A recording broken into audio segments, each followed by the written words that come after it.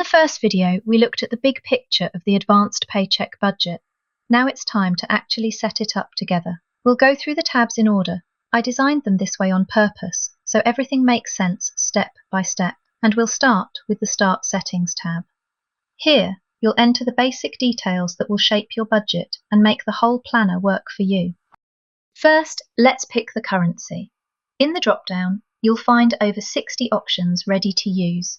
Just pick your currency here and it will automatically show everywhere in your budget. If your currency isn't listed, no problem. Just scroll down to the table at the bottom of this sheet. Type the currency name in the first column and the symbol in the second. It will instantly show up in the drop-down above. Then select it there so it shows everywhere in the spreadsheet. Next, choose where the symbol should be placed, before or after the number. For example, if you're using dollars, you'll probably want it before. If you're in Europe, you might prefer after. Pick whatever feels natural for you because all the reports will follow this choice. And finally, set the week start. This decides how weeks are displayed in the mini calendars on each tab and in the main smart calendar. You can choose Sunday or Monday. It's entirely up to how you like to see your week laid out. Right below, we have the transaction names table. It's split into 5 main categories: income, savings, bills, expenses, and debt payments. Please don't change the names inside the colourful boxes. These names are built into the formulas, and if you change them, the spreadsheet won't be able to identify your transactions anymore. What you can do is customise the white cells in each column. Here you can type your own transaction names, whatever fits your budget best. I've already added some examples under each category, but you can delete, rewrite, or replace them with your own. These transaction names will show up everywhere in the budget. Keep in mind, if you edit a name after you've already used it, the change will also affect your history. That means in the Transactions tab, you may need to reselect it from the drop-down, since old names don't update automatically.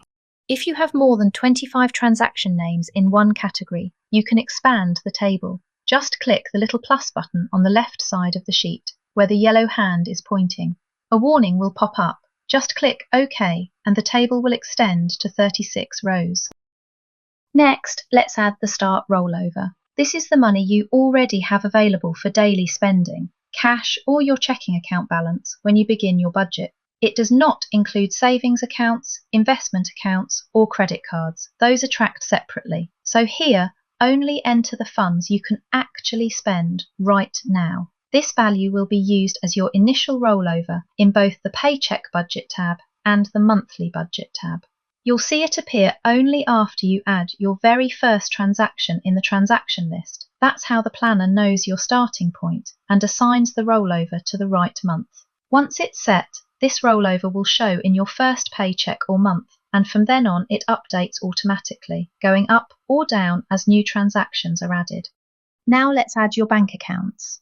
You can enter up to 20 accounts here, and they'll be available in drop-downs throughout the planner whenever you record a transaction. Use clear, meaningful names like main bank account or savings account. Each account name also needs to include a keyword that identifies its type, such as savings or credit. This keyword can appear anywhere in the name.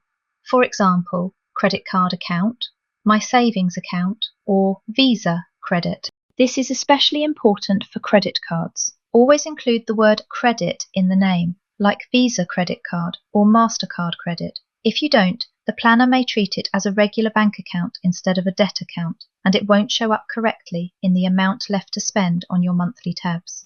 Next, enter the starting balance for each account as of the day you begin using this budget. For regular accounts, type the amount you currently have. For credit cards, use a negative number to show the debt. For example, -$1,000 if you already owe $1,000. If you don't have any balance, just enter 0. These balances will be your reference point, and from here on, the planner will update them automatically as you log your transactions. And here's the important part.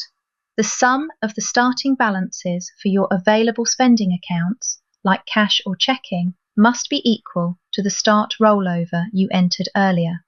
Savings, investments, and credit cards are excluded from this calculation. This way, your rollover and your account balances stay in perfect sync. Okay, Last step in the Start Settings tab, let's add the paycheck names. Here you type the income sources you actually get.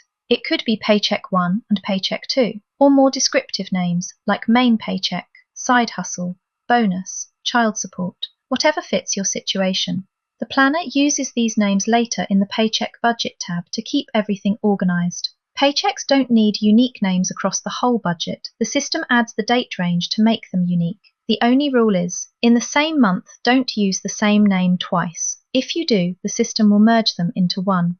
And remember, you don't have to fill every line. Only add the paychecks you actually receive. Leave the rest blank. We'll talk more about how these paychecks connect with your transactions in the next video. Alright, that's it for the Start Settings tab. With this foundation in place, the rest of the planner can do its job automatically. In the next video, we'll move on to the Transactions tab, the heart of the budget, and that's where you'll see how everything starts working together. You can preview a free demo with the link below, so you can look around and see how the planner is structured. Or if you want to actually use the planner for your own budget, the link to the full version is also below.